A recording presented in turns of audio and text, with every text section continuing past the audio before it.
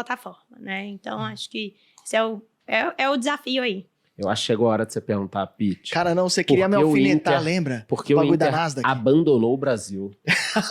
Porque o Inter abandonou. A gente tem que se deixar desconfortável. O Inter abandonou. Um dia acordamos com a notícia que o Inter tava indo embora. Caramba, que muito triste, gente. Coloca aquela música da Lara Fabian, aquela da Carolina Dickmann. Explica pra turma, abandonou ou isso é um movimento que até tem outras empresas fazendo também? Por que essa empresa tá indo embora? Não abandonamos o Brasil.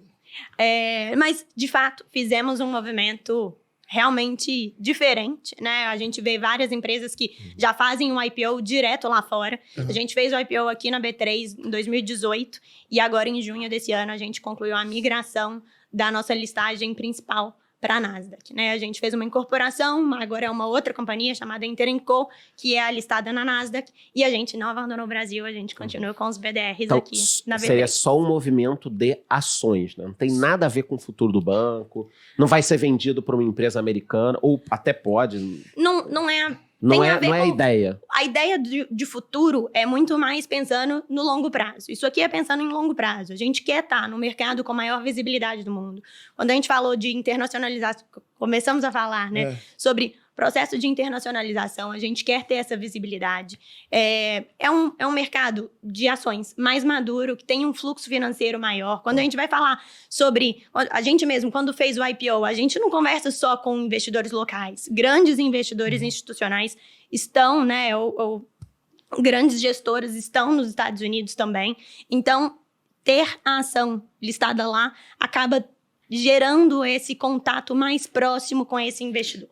Então, tem alguns investidores que têm restrições para investirem fora dos Estados Unidos também, e aí acaba sendo um público que a gente fica muito fora. Então, esse movimento é muito mais pensando no longo prazo. Nossa ambição é grande, né? Então, pensar como que a gente pode estar próximo do mercado de capitais americano. E eu queria que você falasse um pouco sobre os imbrólios burocráticos que a gente tem aqui, para que afugentam algumas empresas que gostariam de ter capital aberto aqui, 100% aqui, vamos Brasil, não sei o que lá. A gente entende que vocês empregam, acho que 100% da força de trabalho de vocês deve estar aqui no Brasil, então assim, não abandonar o Brasil, já entendemos.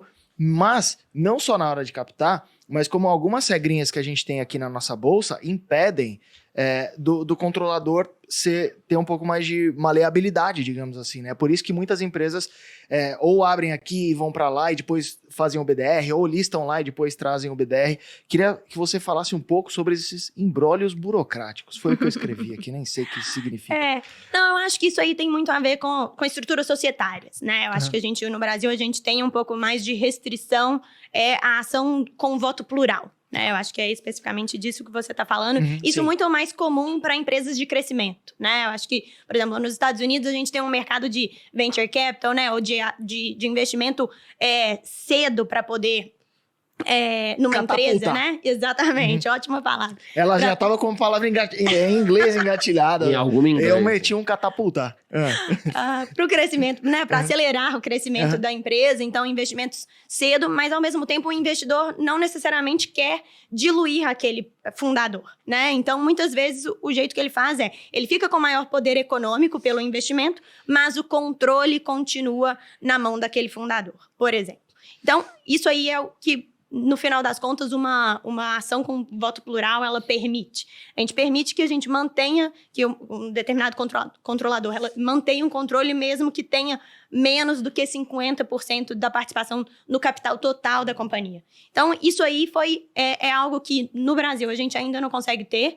E aí, pensando em crescimento de longo prazo, em muitas empresas, isso aí acaba sendo relevante e acaba sendo, sim, uma restrição. Excelente. Do nosso mercado local. Ela tá saindo bem pelas tangentes, tá saindo né, bem, mano? mas a gente pega, calma, na esquina. Não, porque o Inter foi lá para fora, né, como outras empresas até abriram o capital lá fora, e provavelmente isso foi um planejamento de meses ou anos, só que ele foi justamente quando o mercado deu uma derrocada, e até o investidor pode ter associado, não, a ação caiu porque... Tipo, correlação não é causalidade. Porque o cara olha lá e vê, justamente quando foi para fora, caiu 30%, 40%, 50%. Você pode falar pra gente o momento que o Banco Inter vive em relação ao preço da ação. E aí também, falando do mercado como um todo, que não foram só as ações do Inter, caíram, praticamente todos caíram, principalmente de IPOs recentes no Brasil, né? Sim, sem Dos dúvida. IPOs recentes, o pessoal caiu 80%, 90%. Muito né? triste. Então você pode falar, quer dizer, as ações não caíram porque elas migraram, né? Não. E elas não caíram por um motivo Porque do tá na banco. Nasdaq É. e aí o É. juro É sobe. o a momento, Nasdaq- né? O que você pode falar pra galera? Nosso entendimento é exatamente esse. Assim, a gente vê que, estruturalmente, a companhia está muito boa. A gente está super empolgado com tudo que a gente está fazendo. Muitas entregas relevantes. Acho que todo esse movimento, assim, inclusive da monetização, de maturidade mesmo do negócio, tá num momento legal. Mas a gente tem, sim, um ciclo econômico que teve uma coincidência muito ruim nesse momento da migração, né? Então, acho que isso aí realmente foi uma correlação que não é E necessária. que não teve uma causalidade, não é Se porque tivesse- isso, aquilo. Né? Exatamente. Se tivesse migrado, por exemplo, em 2019, que a galera tava investindo em... E eu ter achado, nossa, Cara, ia que ser decisão ia ter maravilhosa. dobrado em um ano, né?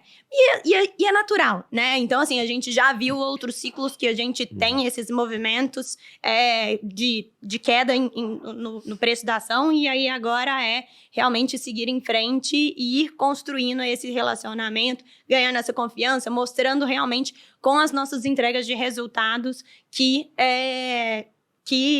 uma coisa não tem a ver com a outra, né? Uhum. Mas, assim, realmente o timing foi O timing. foi